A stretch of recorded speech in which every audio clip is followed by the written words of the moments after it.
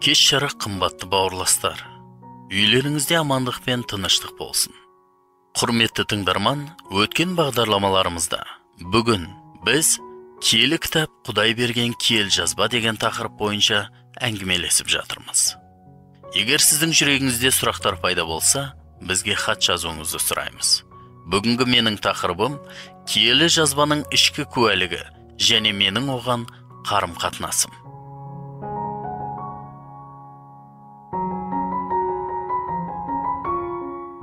Веймар қаласына саяхат жасаған кезде бізге жолбасшы осы қаланың бірнеше көрнекті тұлғаларының өмірі туралы, Германия тарихындағы маңызды тұлғалар туралы айтып берді. Біз жазушы Вольфганг Гете туралы естідік. Ол өз заманында осы қалада тұрған екен. Жазушы Фридрих Шиллер туралы естідік. Ол да өз заманында Веймар қаласында өмір сүрген екен. Сонымен бірге осы қаланың дамуына айтарлықтай үлес қосқан басқалар туралы да айтылды. Саяхаттың соңында біздің жолбасшымыз бізге ойлану үшін сұрақ қойды. Бәрі де шынымен де біз осы адамдар туралы оқығанымыздай болды ма? Осы барлық тарихи жерлер және осы адамдар туралы жазылған деректердің бәрі шындық па? Бұны кім біледі?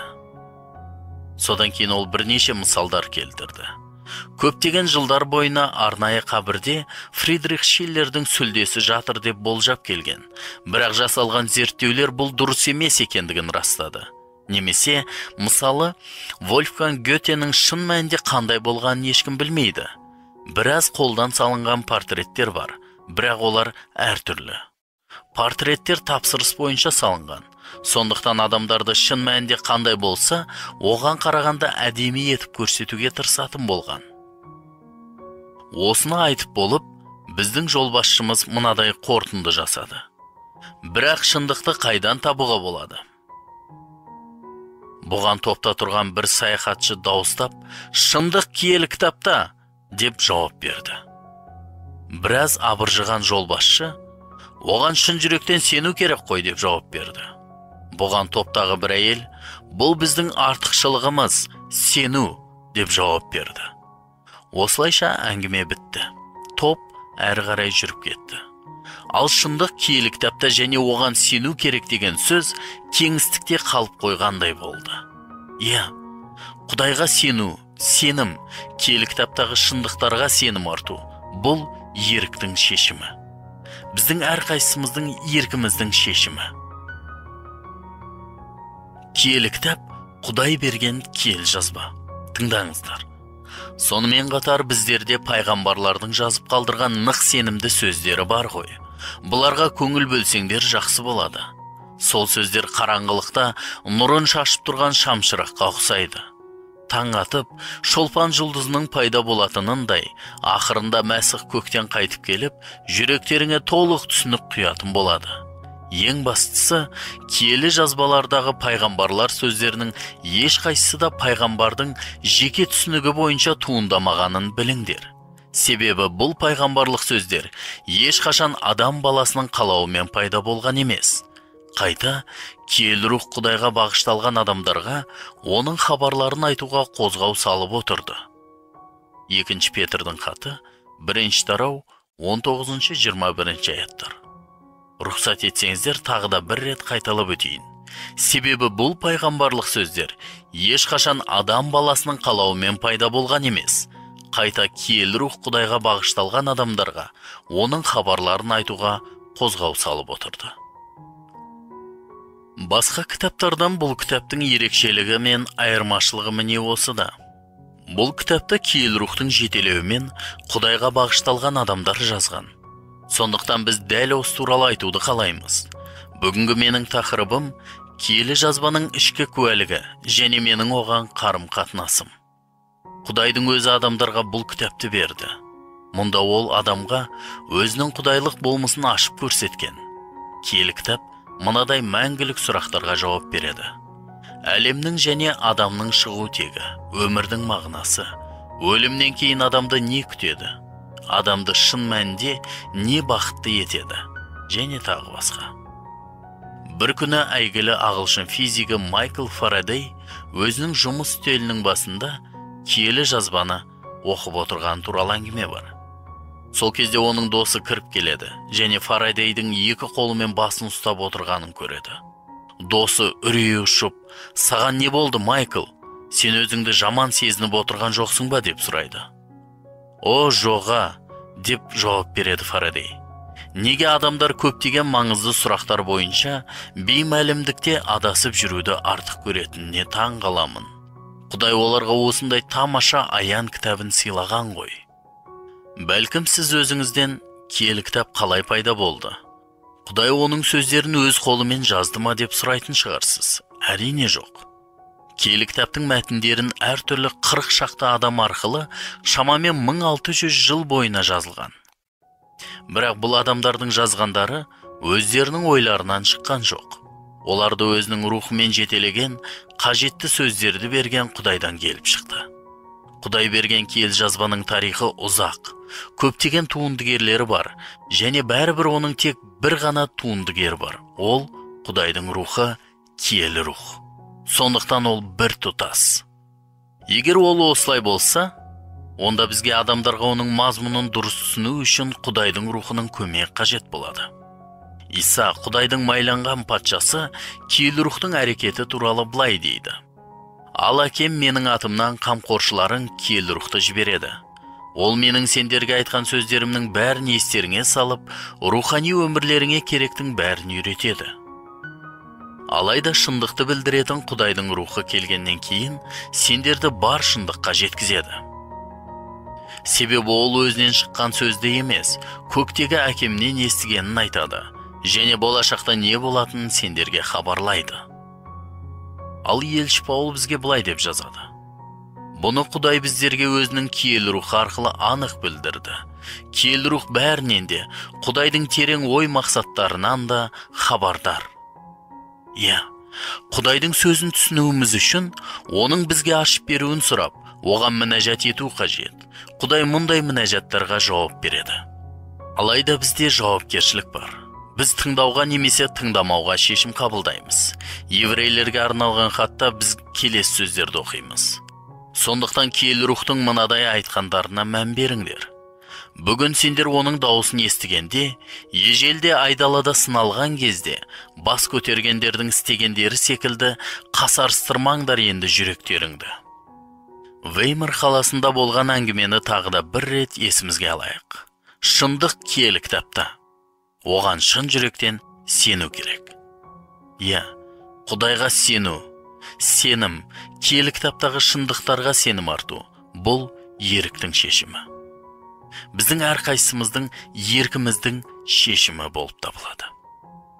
Мәсіх жер бетінде өмір сүрген кезде оның тәлімі туралы оған сұрақтар қойды. Тыңдаңыздар. Иса оларға былай деп жауап берді: «Ілімім менікі емес, мені жібергендікі». Содан кейін келесі сөздерді айтты: «Соның еркін орындағысы келген әркім, осы ілім Құдайдан ба, әлде мен өз бетіммен сөйлеп тұрмын ба, соны білетін болады». Бір Ахмет деген кісі менің досыма келесі мазмұндағы хатты жазды: «Қазіргі киелі кітап негізінен өтірікке толы, және бұрмаланғанын мен білемін. Тіпті сенемін. Өйткені ондағы кітаптардың бәрі қайтадан жасалған. Сіздің біліп алуыңыз үшін айтып отырмын, достым. Мен бүкіл жаңа өсиетті оқып шықтым. Әрине, шындықты ашу үшін, сонымен бірге жеке қызығушылығымды қанағаттандыру үшін, бұл кітапты бір рет емес, бірнеше рет оқып шығасың». Киелі кітаптағы шындықтарға сенім арту, бұл еріктің шешімі. Иса былай дейді: «Соның еркін орындағысы келген әркім, осы ілім Құдайдан ба, әлде мен өз бетіммен сөйлеп тұрмын ба, соны білетін болады». Бұл шешімді біз қабылдаймыз. Бұл үшін біз жауаптымыз. Жаратушы ие бізге былай деп шақыру тастайды: «Көк пен жер, ден қойып тыңдаңдар, жаратқан ие сөйлеп тұр». Бұл Ишая пайғамбардың кітабында жазылған. Және осыған ұқсас сөздерді біз киелі жазбадан қайта-қайта оқимыз. Ал біз тыңдауға дайынбыз ба деген мәселе, бұл еріктің шешімі. Бізге шындықты ашып көрсету үшін Құдай Иса Мәсіхті жер бетіне жіберді. Құдайдың қандай және біздің қандай екендігімізді көрсету үшін, құтқарылу жоспарын ашып көрсету үшін. Ал біз тыңдауға дайынбыз ба деген мәселе, қайтадан қайталаймын, бұл еріктің шешімі. Матай жазған ізгі хабардың 17-ші тарауынан былай деп оқимыз. Иса осыдан 6 күннен кейін тек Петрді және Жақып пен оның інісі Жоханды ғана ертіп алып, бір биік таудың басына шықты. Сонда оның сыртқы түрі 3 елшісінің көз алдарында өзгеріске түсті. Бет әлпеті күндей жарқырап, киімдері нұрланып, әппақ сәуле шашты. Кенеттен ежелде өмір сүрген Мұса пайғамбар мен Ілияс пайғамбар пайда болып, Исамен сөйлесті. Әрі қарай былай деп оқимыз. Ол әлі де сөйлеп тұрған кезде ақ кенеттен бір нұрлы бұлт оларға көлеңкесін түсіріп, бұлт ішінен «Бұл менің сүйікті рухани ұлым, оған ризамын, оны тыңдаңдар» деген дауыс шықты. Аян кітабының 2-ші тарауында ескертуді 4 рет оқимыз. Құлағы барлар киелі рухтың қауымдарға айтқандарын жақсылап тыңдап алсын. Құрметті тыңдарман, тыңдау Құдайдың сөзі үшін жүректі ашу, жан дүниеңді дайындау дегенді білдіреді. Бұл еріктің шешімі. Осы жерде сізге Омар туралы айтып беруге рұқсат етіңіз. Өзінің куәлігінде ол былай деп жазады. Мектепті бітірген соң институтқа түстім. Оны 1986 жылы аяқтадым. Сол жылы күзде әскерге шақырылдым. 1989 жылы күзде үйлендім. Содан кейін мамандығым бойынша жұмысқа кірдім. Арада 3 жыл өткен соң су тазарту құрылысының бастығы болдым. Сол жерде бір қызық әйел, инженер-химик болып жұмыс істейтін. Неге екені белгісіз, оны менен басқалардың бәрі жек көретін. Өйткені мен бұл үшін айтарлықтай қомақты себеп таба алмадым. Ол мәсіхші болатын. Ол әртүрлі кітапшаларды беруде және Құдайға табыну іс-шараларына баруға ұсыныс жасаудан шаршамайтын. Менің жүрегім бұл үшін мүлдем жабық болатын. Жұмыс мен үшін бәрі болды. Мен жұмысқа бәрінен бұрын келіп, бәрінен кеш қайтатынмын. Құрал жабдықтарды тексеру үшін кейде тіпті түнде де келіп кететінмін. Екінші жағынан мен есірткіге тәуелді бола бастадым. Бір сөзбен айтқанда, 1994 жылы мені жұмыстан ауыстырып жіберді. Бұл менің көзқарасым бойынша әділетсіздік болды. Осы сәтте менің өмірімде күрт өзгеріс жасайтын уақыт келді. Мен қорған мен қамқорлыққа мұқтаж болдым. Алайда адамдардың арасында өкініштен басқа еш нәрсе таппадым. Мен өмірімде алғашқы рет Құдайға мұқтаж екенімді сезіндім. Сол кезде мен өзіммен бірге жұмыс істеген әйелді есіме алдым. Енді мен онымен сөйлесу үшін үйіне бардым. Ол маған киелі кітапты сыйлады. Мен үйге келіп, оның бірінші бетін ашып, жаратылыстың басталуы кітабының алғашқы 3 аятын оқығаным есімде. Әуел баста Құдай аспан мен жерді жаратты. Жер ретсіз, тіршіліксіз бос жатты. Суға толы тұңғиықтың үстін қара түнек жауып тұрды. Ал Құдайдың рухы су бетінде қалықтап ұшып жүрді. Сонда Құдай жарық пайда болсын деп бұйырды. Құдайдың тынысын сезінуім үшін маған осының өзі де жеткілікті болды. Ұзақ уақыттан бері алғашқы рет менің жүрегіме тыныштық орнады. Мен іздеп жүрген нәрсемді тапқандай болдым. Киелі кітапты парақтап отырып, мен Исаның атын кездестірдім. Исаның атын оқыған кезде менің жүрегім алып ұшып тұрды. Неге бұлай болғанын мен осы күнге дейін түсіне алмаймын. Бұл құтқарушымен кездесудің қуанышы екенін мен қазір түсінемін. Қымбатты тыңдарман, сіз де осы кітапты оқыңыз. Және тыңдау, Құдайдың сөзі үшін жүректі ашу, жан дүниеңді дайындау дегенді білдіретінін есте сақтаңыз. Бұл сіздің еркіңіздегі шешім.